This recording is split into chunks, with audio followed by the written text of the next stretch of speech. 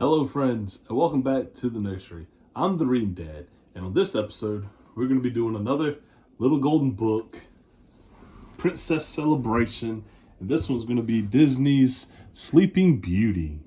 So let's get started. In a faraway land long ago, King Stephen and his fair queen wished for a child. At last, a daughter was born, and they named her Aurora. To honor the baby princess, the king held a great feast. Nobles and peasants, knights and their ladies, everyone flocked joyfully to the castle.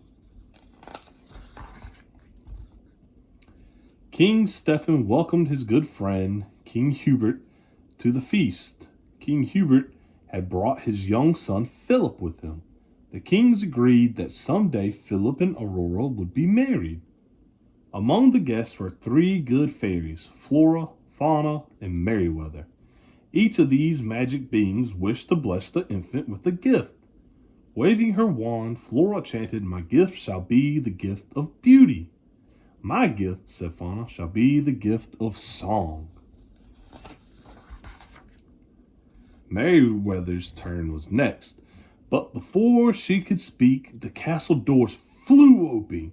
Lightning flashed, thunder rumbled. A tiny flame appeared and grew quickly into the form of the evil fairy, Maleficent. Her pet, Black Raven, was perched on her shoulder. Maleficent was furious, for she hadn't been invited to the feast. Now she took revenge.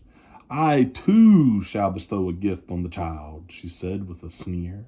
"The princess shall indeed grow in grace and beauty, but before the sun sets on her 16th birthday, she shall prick her finger on the spindle of a spinning wheel and die."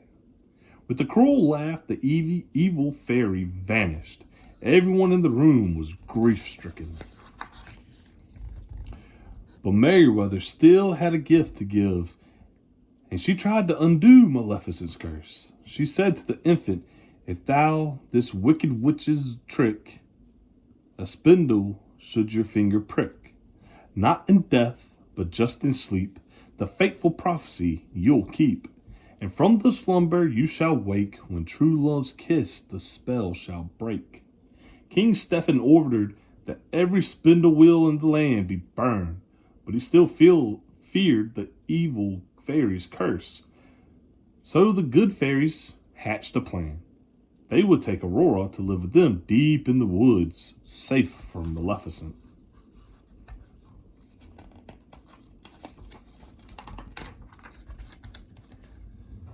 The king and queen agreed.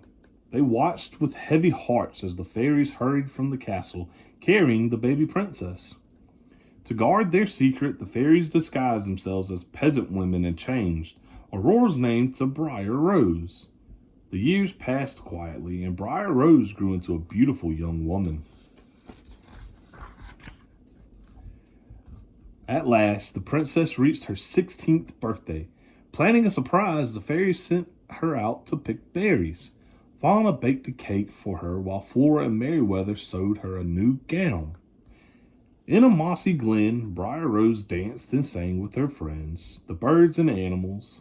She told them of her beautiful dream about meeting a tall, handsome stranger and falling in love. A handsome young man came riding by. When he heard Briar Rose singing, he jumped from his horse and hid in the bushes to watch her. Then he reached out to take her hand. Briar Rose was startled.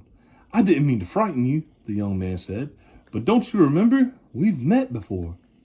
They had met once upon a dream. Briar Rose felt very happy. She and her admirer gazed into each other's eyes. The young man didn't know she was Princess Aurora, and she didn't know he was Prince Philip, to whom she had been promised in marriage many years before. Back at the cottage, the fairies gave Briar Rose her birthday surprise. Then Briar Rose told them that she had fallen in love. "Oh no," they cried. They told her the truth at last, that she was a princess betrothed at birth to a prince. Now it was time for her to return home. So poor Aurora was led away, longing for her handsome stranger. Maleficent's raven, perched on the chimney of the cottage, had heard everything. It flew off to warn Maleficent that the princess was finally returning to her rightful home. Maleficent sped to the castle. There, using her evil powers, she lured Aurora to a high tower. In the tiny room, a spinning wheel suddenly appeared. Touch the spindle, hissed Maleficent.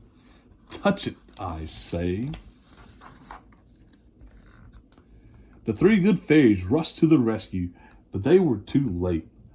Aurora had touched the sharp spindle and instantly fallen into a deep sleep. Maleficent's cruel curse had come true. With the harsh laugh, the evil fairy vanished. The good fairies wept bitterly. Poor King Stephen and the Queen, said Fauna. They'll be heartbroken when they find out, said Merryweather. They're not going to, said Floral. We'll put them all to sleep until Briar Rose awakens. So the three fairies flew back and forth, casting a dreamlike spell over everyone in the castle.